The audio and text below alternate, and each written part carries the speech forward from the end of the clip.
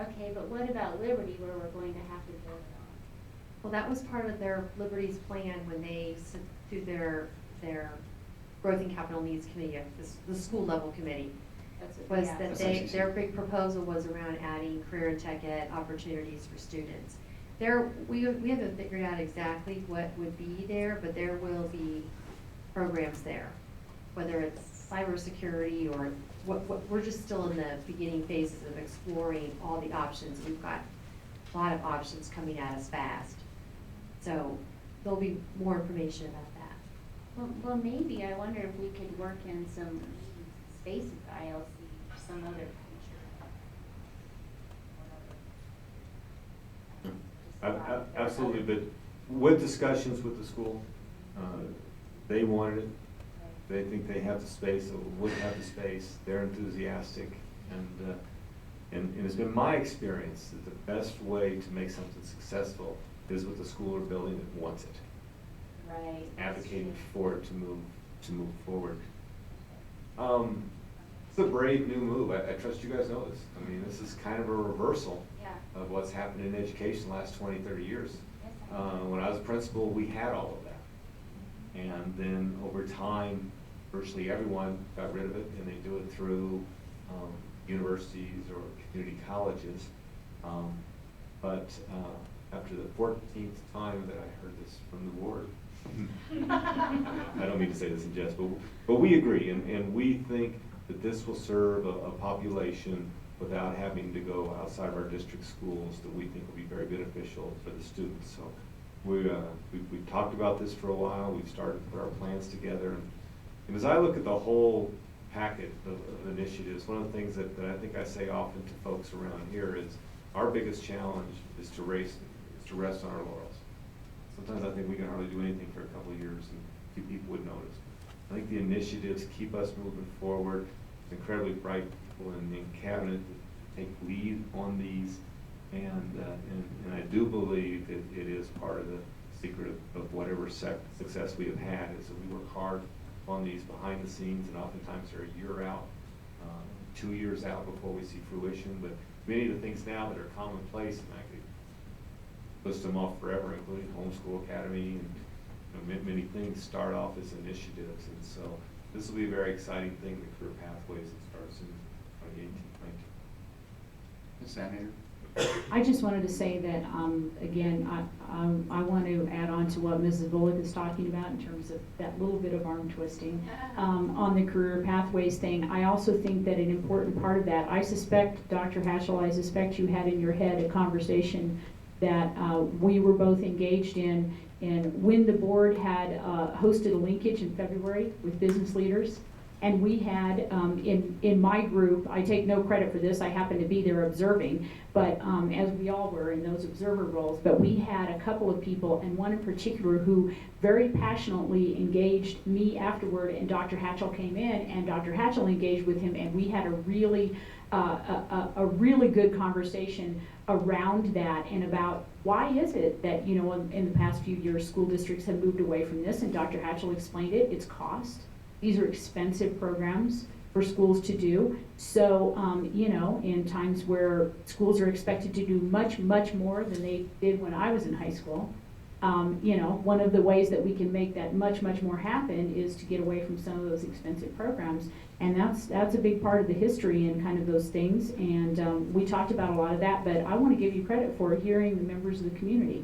And I took a lot away from that discussion that day, and I think it was a very valuable conversation that we had with community members and business leaders. And I wanted to say thank you for that and for hearing it. And I also wanted to say I do agree with Mrs. Bullock in that it might be interesting to entertain the idea of having some of those kinds of things at the Innovation Learning Center, but I don't want those things to replace what's going to be at Liberty and what's going to be at Air Academy because of that conversation. That community member said, remember when you could just take an auto shop class and you didn't have to want to be an auto mechanic to do it because it was offered right at your high school. And I remember those opportunities too. I was able to take industrial arts and things in my high school and some of those things that, you know, unfortunately have gone, you know, the way of the dinosaur, but maybe not, maybe they're coming back. And, but I knew I never wanted to be a woodworker. I knew I never wanted to be a mechanic. Those were not in my areas of interest, but it was nice to be able to take a class like that and just explore options, or if nothing else, just know enough about your car that when it stops by the side of the road, and I've had a few of those, you know what to do and what not to do. Maybe you can't fix it, but you know something about it. So I'd like to see us doing both. I'd like to see those options in schools because there are kids for whom, you know, they don't want to make the commitment to the AVP program and say, I want to go to Pikes Peak because I want to do this because I know I want to be a mechanic, but maybe I just want to take a class and find out if I like mechanics and doing that kind of stuff. And it's another way for them to explore their area of interest. So I'm intrigued by the idea of what we can do with the ILC, but I want both. And to close, I would say that conversational career pathways, perhaps our biggest challenge is going to be to find a certified teacher in those areas. So few. I think my brother who used to teach in the area said that the colleges and universities in Colorado the year before put out one. So that will be a challenge, but we'll be up for it. Before we take a break, I'll add one thing to Dr. Hatch's comments. I'm not so sure 14 was the right number. That might be a little conservative. Many times his arm was twisted. That might be a little bit conservative. That might go by a factor of 2 or 3 or 4x. Let's take a very quick break. We'll be right back. We'll take a quick break.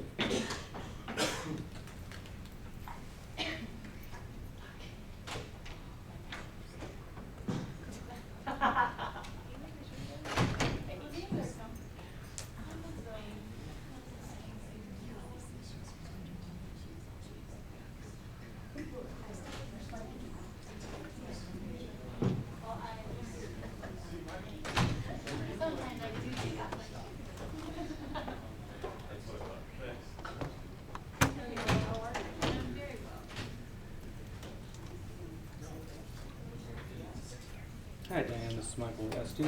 Just missed your call. Thank you.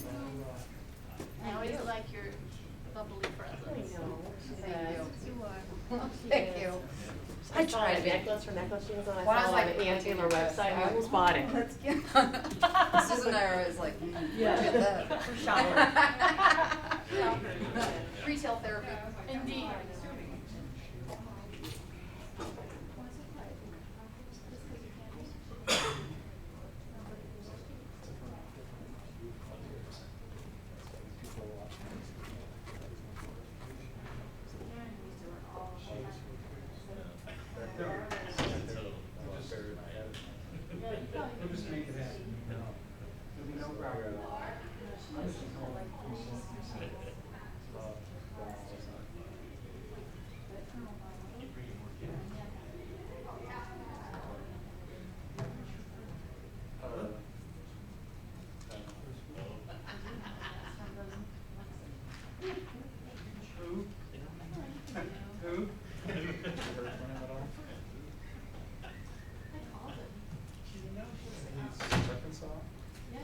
Arkansas Tech, which is an institute I haven't heard of. How you doing? I'm well. Very well. How are you? Early in the process, I was like, well, we can't get anywhere. You can get Arkansas Tech. Mine sucks. And then I thought, wow. Not in the classroom? Yeah. But Yeah. just a little bit. That's where he coached. I think you're in the probably way off. He said that he's so better. That the doctors have said he didn't need, didn't have nearly as dire a prognosis, and it really was just a matter of moving to a lower level, and that he doesn't have that oral disease. Well, he does not have. So it's been good, but I just, so I called him about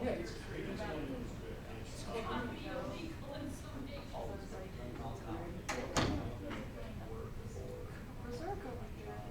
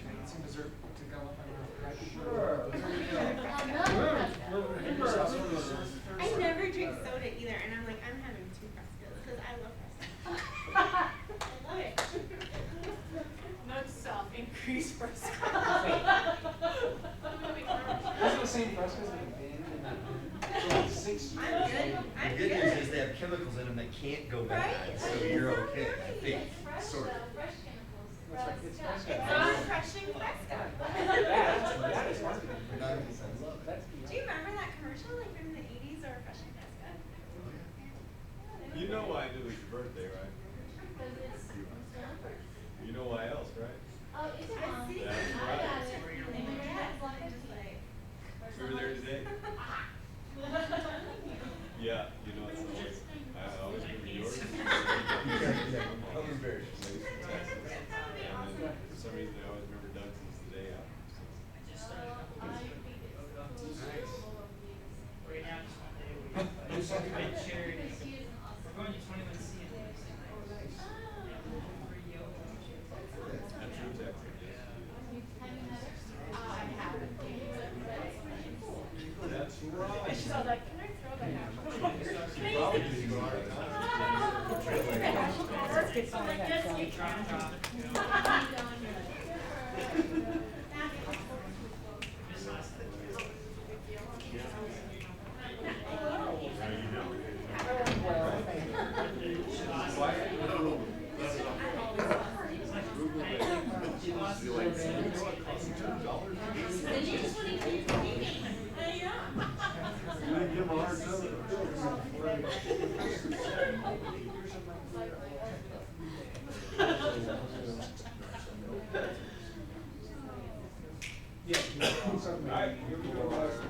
Tracy, are we ready? Almost. Oh, wait, I gotta refill my water. I'm en route.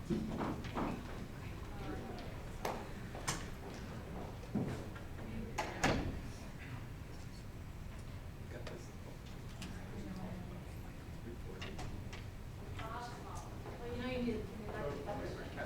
Does that work? All right. Put lines in it though. Are we ready? Knock your cover tomorrow. Captain? Yeah, well, every time.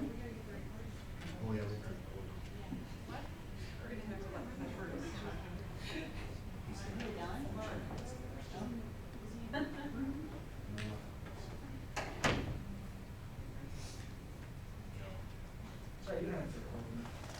He's disappeared on us.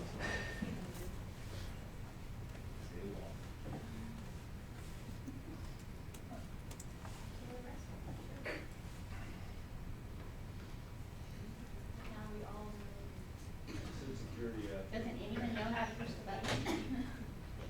No. No, nobody knows. They won't let me do He's that. the only Oh, one there in it the is. whole room. That's right.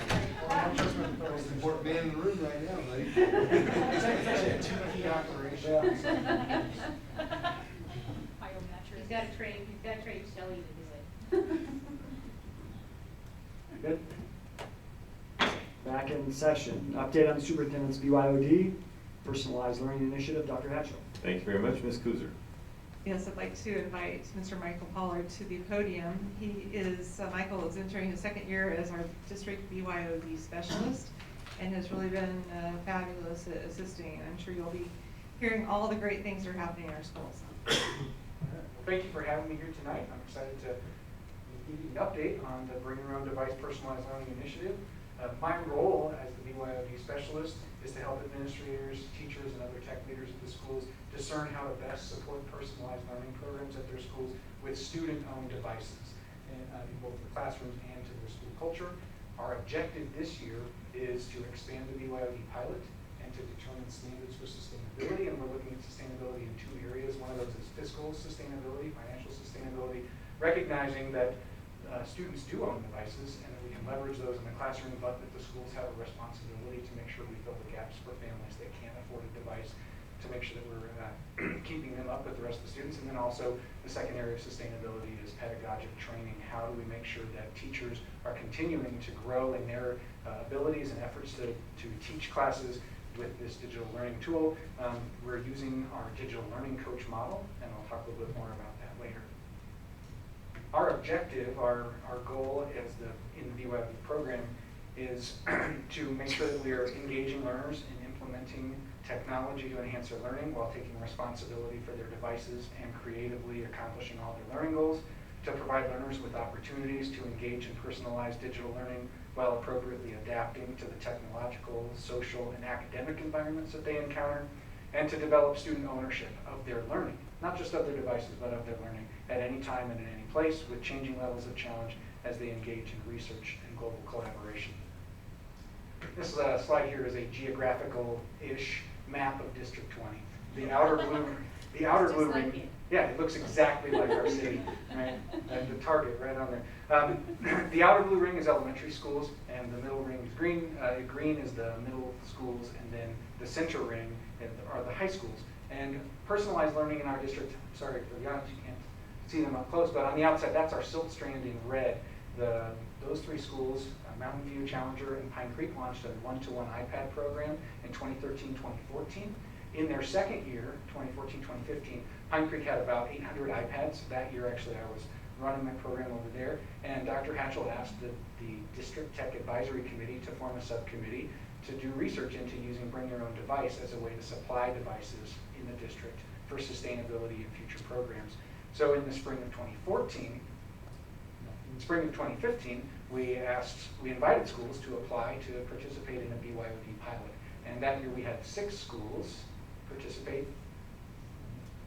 I did jump ahead, didn't I? Huh. I'm sorry about that. Those six schools are Woodman Roberts Elementary and Explorer Elementary School, and those two feed into their respective middle schools. Eagleview Middle School, which launched a pilot program in 8th grade, and Timberview Middle School that launched with various teachers in various disciplines, about 12 teachers. And then Rampart High School also did 12 teachers, approximately, in different disciplines and in different grades, but they weren't connected in a feeder strand like Air Academy was, and Air Academy launched school-wide that year. In that first year, the DTAC had identified 27. That guy would know how to do this. The DTAC had identified 27 critical needs for successful mobile device program launches, and we split them up into 3 categories. Commitment to learning, that's things like learning design, community support, professional training, professional learning opportunities, and teacher training. The second category, technology access and digital citizenship, things like planning for equitable access to devices for students who can't afford one, responsible use agreements so that students and parents and teachers and administrators are on the same page about what they're using the devices for, and then device registration and digital citizenship training. Technology readiness is things like wireless coverage and bandwidth, tech support, personnel needs, making sure that we have enough people to deal with the tech support that bringing an extra 300 to 1,500 devices in a building requires. And then electrical power. Do we have charging power available for devices so that students can use their devices all day long if necessary? You might recall from last year that each school performed a self-assessment on their school's readiness in the areas that the subcommittee had identified as critical, and their reflections helped guide them to their successful launches this last January. I split up I like to think about the way we're launching this program in 3 phases. Phase 1 is planning and communicating and then finally launching. We did the needs assessment. We planned at each school for their own plans for device equity. We sent out letters to parents. They held parent information nights. Teachers went on site visits with their administrators to schools that are holding, that have successful device programs like Monarch High School in Boulder County, Anastasis Academy in Littleton, and some other schools around the state where they went and visited to see what programs are running well. We did other teacher training, like workshops here at the central office, where all of the teachers would come here, and we did a big site day, one in August, one in September, one in December, and then in the spring we did 2 also together. Then we launched into phase 2, which was practicing, observing, and modifying. Teachers were evaluating, well, they were observing each other, they weren't evaluating, they were coming in and giving feedback. How are things going in your class? What are we going to see that's going to show that we're successful with these programs? What can we do to improve? We worked on teacher training, helping each digital learning coach at all of the buildings and their administrators work together to plan professional learning opportunities for their teachers. I worked directly with digital learning coaches at those 6 buildings to help them assess the needs of their staff and move forward from there. And then in April, May, June, we went into phase 3, which is reflecting on what we did, considering expansion, and continued efforts at training. Last fall, actually, Colonel Harding asked me about how we would know if this was successful. And one of the ways that we were able to measure the success of this program was through our external grant evaluator, Michael Dowd. You probably remember him. He was our external grant evaluator for DODEA, and he helped develop a survey for 4 groups of stakeholders, for the administrators, the teachers, the students, and their parents, to evaluate what's been happening in the program. I talked last year about how I didn't believe, and I think it's still true, we couldn't have scientifically accurate, validatable data on student growth in one semester. But we would look at the anecdotal data from those 4 stakeholder groups, and we had a lot of great information from that survey. Teachers, administrators, parents, and students all reported increased student engagement. Teachers reported higher homework completion, and one of those, this is again anecdotal, not perfect, but they reported a decrease of missed homework assignments by 40%. So just by having those materials available in digital form where students almost can't help but turn it in, completion was improved. Students reported increased interest and choice in what they were doing, and teachers and administrators reported that their work with their feeder schools was really helpful, not just in the digital learning program, but as a whole, just to have more communication with their feeding programs. The schools that didn't have vertically articulated programs expressed a desire to have that, and that helped us inform the schools that wanted to apply this year. Last February, I went to all the K-12 principal meetings. Actually, I went to each of the different groups and invited schools to apply to the second year of Bring Your Own Device, and we had 9 schools apply. Another piece of feedback we received from last year was that the big group meetings where we all came to the central office were great for August, less helpful in September, and even less helpful in December because I'm only one person and I had 6 schools. This year, I have 9 new schools plus the old 6, and so we moved to a model where I'm going out to the schools to do their workshops with them individually and gives them a lot more time to focus, and we're way ahead of schedule to where we were last December, which has been really nice. Of the 9 schools that applied for expansion this year, they're in purple on that. One of them, Ranch Creek, launched it with a 4th grade program in August. They were so excited they didn't want to wait until January, so they did their phase 1 work in April and May and June, developed a steering committee with parents and students. They met together, I think, 6 times in those 3 months and prepared for launch in August and have already been going strong. Antelope Trails, Chinook Trail, and Edith Wolford Elementary Schools are all launching with 4th grade programs in January, and they're using iPad-specific programs, particularly at Edith Wolford and Chinook Trail, because they feed into Challenger Middle School, where they'll be working with iPads specifically. Douglas Valley Elementary is launching with 4th and 5th grade this January, and they feed into Eagleview Middle School. The Da Vinci Academy is launching 1 class in 3rd grade with a dynamic teacher, Amy Nolan, 1 class in 4th grade. That is the lowest grade that we're launching with here in District 20. Though I will tell you that the Anastasis Academy in Littleton, they have a K-8 program, and every student has a device, not all day long, but they have it with them all day. It's pretty impressive. So yeah, 3rd grade, 4th grade, and then all of 5th grade at Da Vinci Academy. Some of their students go to Eagleview for the Arts Academy, and some of their students feed to Discovery Canyon Middle. Mountain Ridge Middle School is launching 1 team at 6th grade, 1 team at 7th grade, and 1 team at 8th grade, so that's about a dozen teachers there. And they are also launching with Madame Gandhi's French classes, grade 6 through 8. She's actually been doing this for a long time, digital learning, but now with the use of student-owned devices, every student can have a device every day to make sure that they're keeping up with their work. And then Discovery Canyon Campus Middle School is launching with a 7th grade program. One of the schools that did not launch, they did apply, but they're waiting until next year. That's Discovery Canyon Elementary School, and they're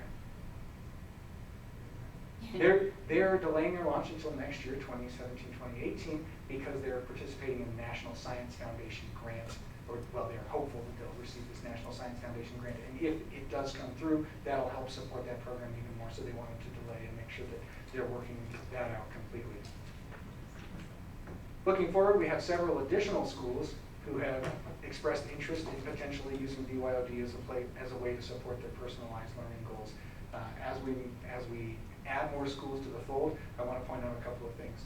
All of these schools that are participating have volunteered to do this. This is something that they wanted to do of their own volition. They said this is going to support our needs in personalized learning or digital citizenship. This is a way to support what they want to do. These are not shiny little toys that they get to hold. These are devices, these are instructional tools, they are ways that the kids can get to the learning goals that the teachers have and the administration has set for them. So as we move across the district, I want to emphasize 3 pieces.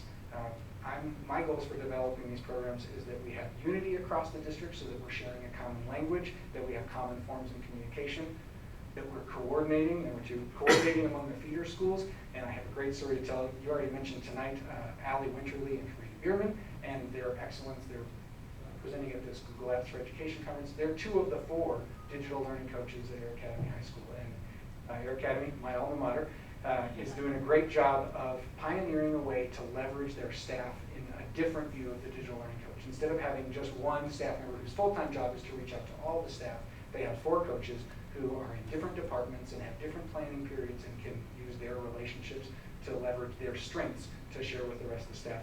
Additionally, that West Side strand, their vertical articulation from Woodman Roberts to Eagle View to Air Academy, their administrators met 4 or 5 times last year, had one big retreat day where they talked about the unification of their program, and they've been attending each other's parent nights. That's part of my goal for the other feeder strands, so that the parents see this is something that isn't just somebody's great idea at one school, that this is a unified vision for these 3 schools. We're hoping to implement that at the other schools. So coordination among feeder schools is a big deal. And then finally, individuality to fit the school cultures. And all the schools volunteered. Each of them have different stakeholder groups. They have different student bodies. They have different financial needs for their families. And so they're making sure that each of those schools has a program that fits their needs. I'm excited as we move forward, and I'm glad that you have invited me to speak with you today. Do you have any questions? Sure, Ms. Anderson. Naturally. I just wanted to say thank you very much. This is a really impressive report, and it's impressive work. There's a lot going on here. I wanted to ask you, and you may not have this number right now, and if you don't, that's okay. 6,000. How many kids? It's approximately 6,000 students this year. Wow. Oh my goodness, and he reads minds as well. It's fabulous. Yeah, tableau magic. I actually have the spreadsheet open. Yeah. Last year it was approximately 3,300 students, and this year we're almost doubled to 6,000. Okay, name them. Anderson. Oh my goodness. Yeah. So that's a roughly a quarter of the district. Yes. That's amazing. It's a highly impactful program. And that doesn't include schools that are doing BYOD without being part of the formalized program. Discovery Canyon High School, Liberty High School has their OneNote Office 365 initiative. So I would estimate that a quarter to a third of their students, so that's probably 400 to 500 students additionally at Liberty High School are participating in their own sort of de facto program without being part of the formalized structure. Yeah. Oh, that's amazing. Okay, so we talked about the surveys that you talked about. What were some of the biggest concerns of the parents when they started the program, and what are some of their concerns now? Have those things changed? So, biggest concern of the parents initially is device breakage, damage, theft, loss, etc. Last year we had 0 theft in the BYOD schools that was not resolved. So, and most of those thefts were they were left in the locker room, the library, the lunchroom, and returned. So that's one thing. Damage does happen, and I encourage parents to get a nice case. I actually don't have my iPad here, but last night I